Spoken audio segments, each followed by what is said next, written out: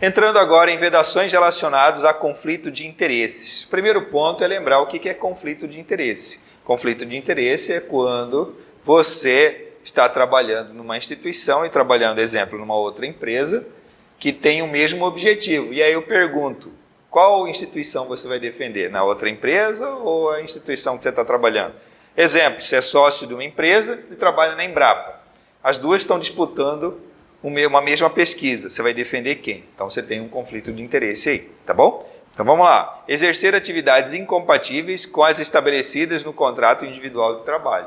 Então no contrato individual de trabalho já vai falar quais são suas funções. Naturalmente você sabe que você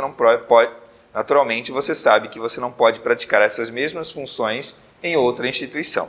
Então exercer atividades incompatíveis com as estabelecidas no contrato individual de trabalho.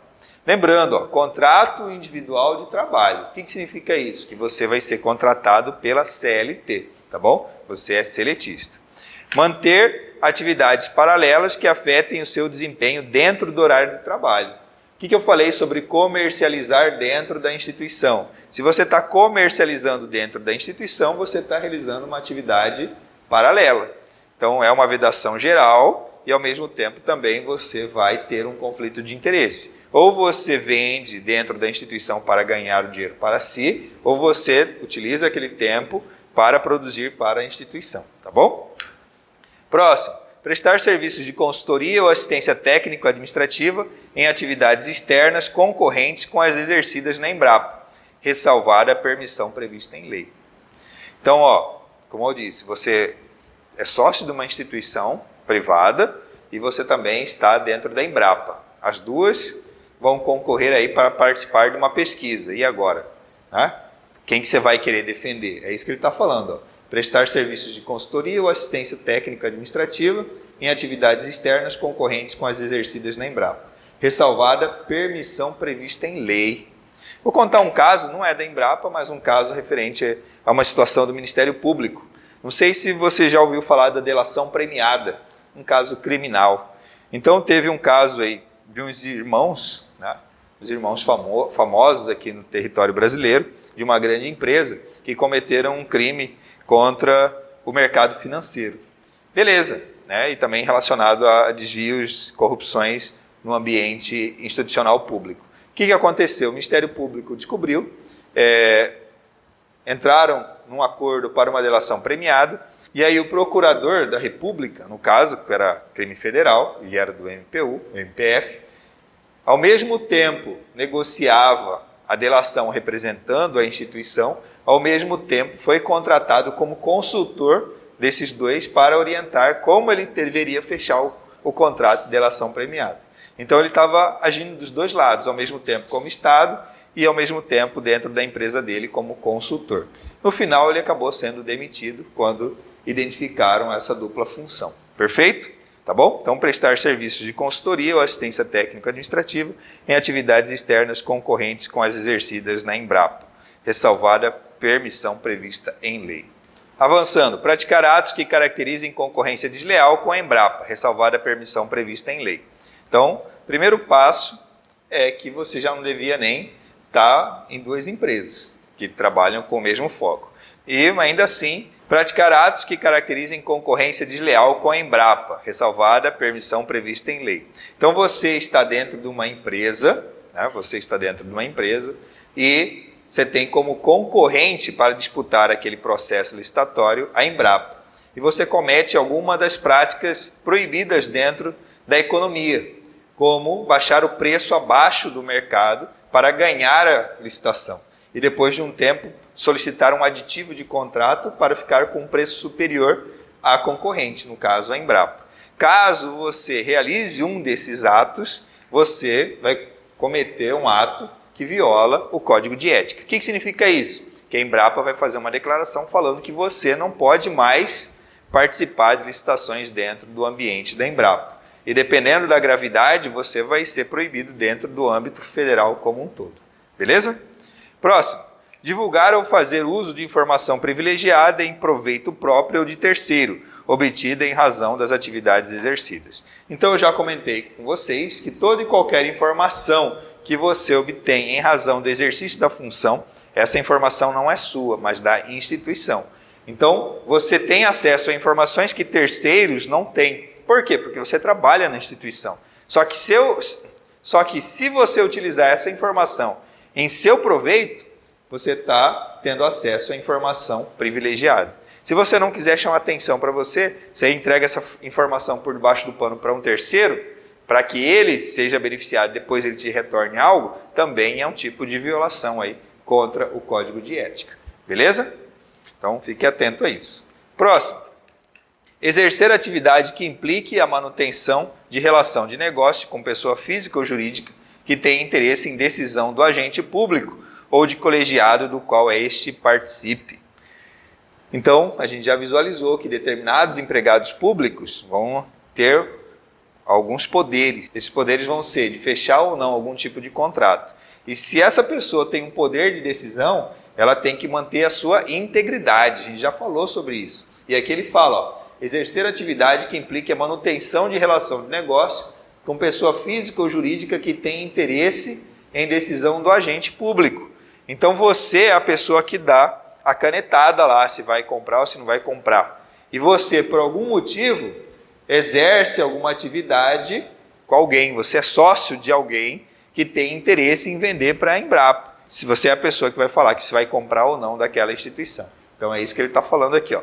Exercer atividade que implique a manutenção de relação de negócio com pessoa física ou jurídica que tem interesse em decisão do agente público ou de colegiado do qual este participe. Perfeito? Atuar, ainda que informalmente, como procurador, consultor, assessor ou intermediário de interesses privados nos órgãos ou entidades da administração pública direta ou indireta, de qualquer dos poderes da União, dos estados, do DF e dos municípios.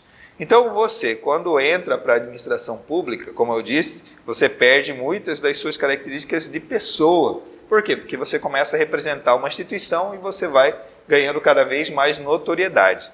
É só você lembrar da época de campanha política. Muitos vão sair com o nome policial X, né? Professor Y, aí vai sair com algum nome que representa alguma instituição.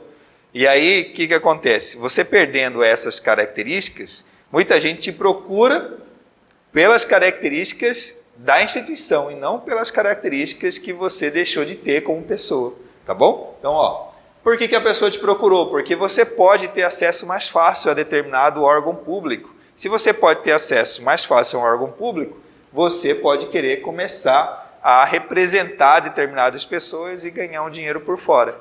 Ah, eu conheço aquele órgão lá, eu tenho acesso fácil.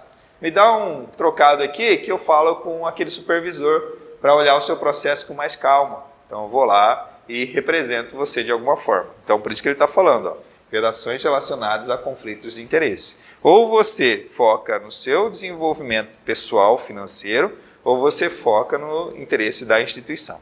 Beleza? Vedações relacionadas a nepotismo. Utilizar de sua posição de poder para nomear, contratar ou favorecer um ou mais parentes, ou levar outra pessoa a indicá-los, seja por vínculo de consanguinidade ou afinidade, em violação às garantias constitucionais de impessoalidade administrativa. Então o que a gente tem que lembrar? A primeira coisa é que nepotismo ele é mencionado na Lei de Improbidade Administrativa. Quando a gente estuda o Código de Ética e Integridade da Embrapa, a gente não encontra a Lei de Improbidade Administrativa. A gente só encontra a Lei de Acesso à Informação. Mas eu coloquei no quadro que existe a Lei de Acesso à Informação, que é LAI, conhecida como LAI, e a Lei de Improbidade Administrativa, conhecida como LIA. Né? As iniciais Lei de Improbidade Administrativa, LIA. Ok, então deixei bem claro, a LIA não aparece no seu Código de Ética, só que nas referências aparece o decreto que fala sobre a proibição ao nepotismo. E o nepotismo surge na LIA, perfeito?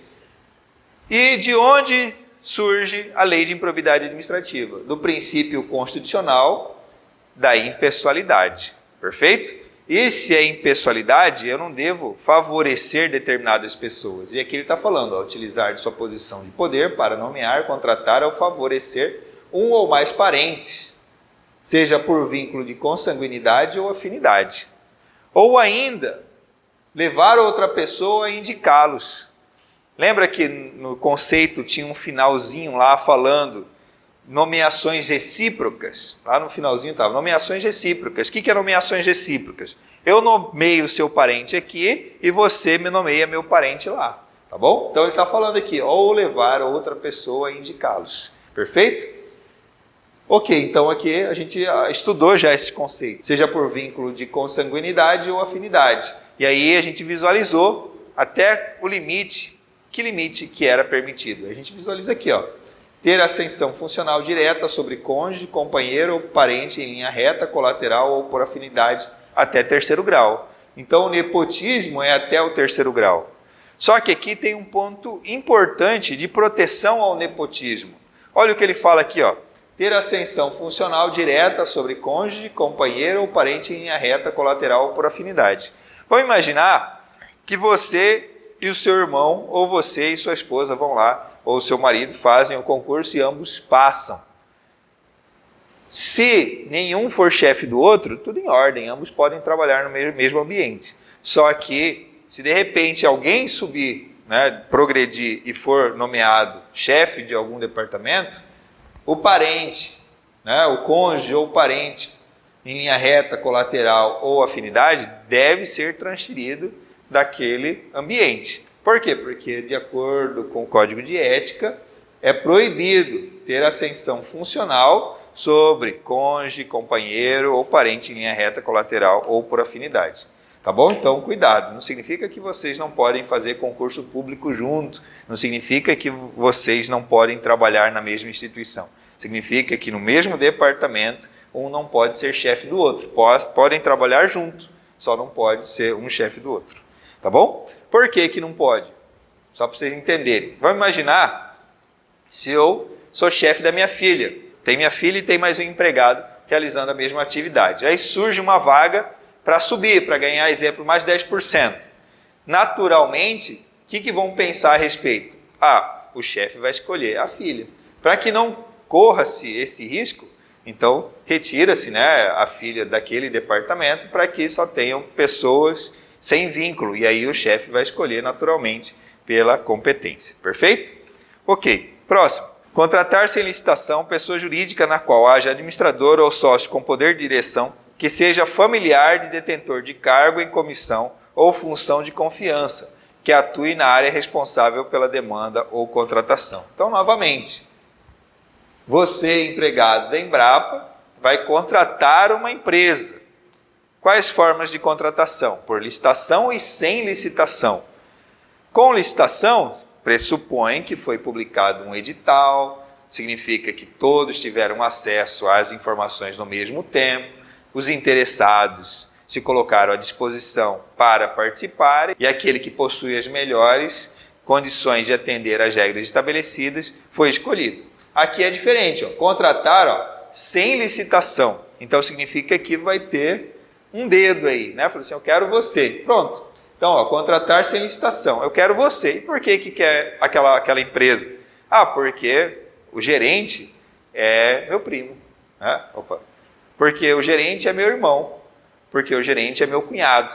Então, assim, para evitar essa situação, coloca-se aqui, contratar sem licitação é uma das proibições para evitar o nepotismo, tá bom? Contratar sem licitação pessoa jurídica na qual haja administrador ou sócio com poder de direção que seja familiar de detentor de cargo em comissão ou função de confiança que atue como responsável pela demanda ou contratação. Beleza? Próximo, vedações relacionadas a presentes, brindes e eventos. Pleitear, solicitar, provocar, sugerir ou receber de terceiro qualquer tipo de ajuda financeira que excedam os valores permitidos por lei. Brinde, gratificação, prêmio, comissão, doação ou vantagem de qualquer espécie para si, familiares ou qualquer pessoa para o cumprimento de suas funções ou para influenciar outro empregado para o mesmo fim. Então, aquilo que a gente já estudou, tem brinde, tem presente, Então, aqui ele está deixando bem claro, pleitear, solicitar, provocar, sugerir ou receber de terceiro. Então, qual que é a finalidade aí? Evitar que aquele agrado, entre aspas, altere a postura do empregado público.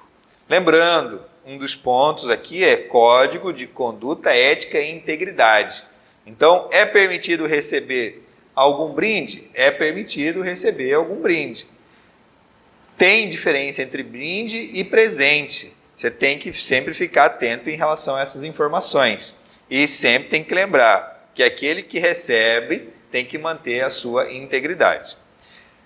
Próximo, aceitar o patrocínio de qualquer tipo de despesa para congressos, feiras ou qualquer outro evento, incluindo passagens aéreas e hospedagem de instituições financeiras, fornecedores e prestadores de serviço, ressalvado aqueles autorizados pela Embrapa.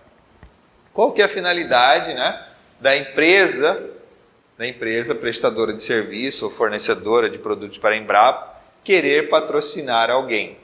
É influenciar aquele alguém. Então, tem que ficar sempre atento em relação a manter a integridade. O empregado tem que manter a sua integridade, tá bom?